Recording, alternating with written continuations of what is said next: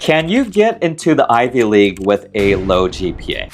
And if we take a look at the common data set for a school such as Harvard, you will quickly notice that 75% of the student body at Harvard has a perfect 4.0 GPA. Another 20% of the student body at Harvard has a 3.75 to 3.99 GPA.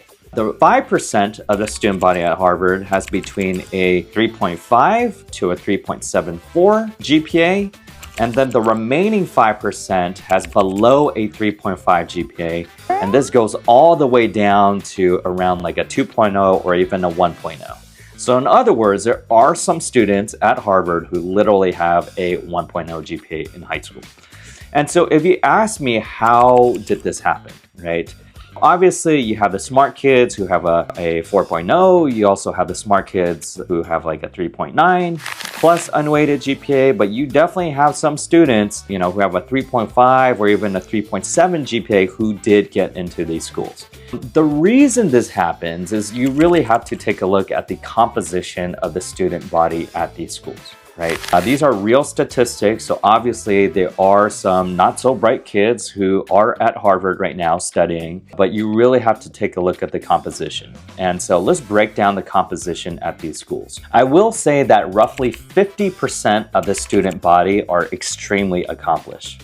These are really accomplished applicants who did really well in high school, who qualified for the USA Math Olympiad, who did well in the Scholastic Art and Writing competition, who are really world-class in their fields, right? Maybe they got a gold medal in some STEM Olympiad or something like that and represented Team USA in the International Olympiad. You definitely have those students who are extremely bright.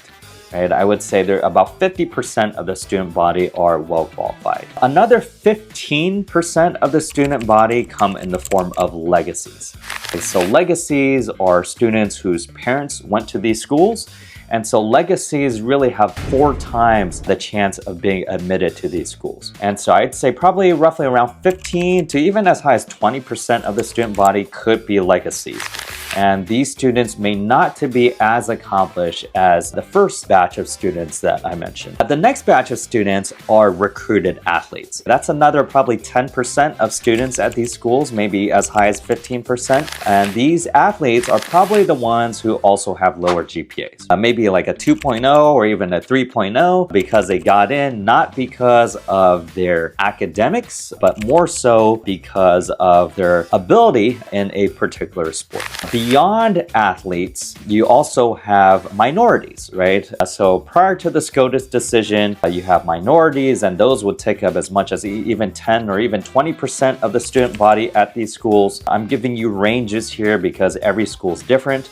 So Hispanics, African Americans, underrepresented minorities, Asians don't count as minorities, unfortunately, obviously. But if you fall within Hispanics or African Americans, your odds are significantly higher as well, and you could get in with lower GPAs. The last group in this is probably low-income students, okay? That's usually anywhere between 5 to 15%. There is a greater push toward admitting lower-income students or students who are first generation.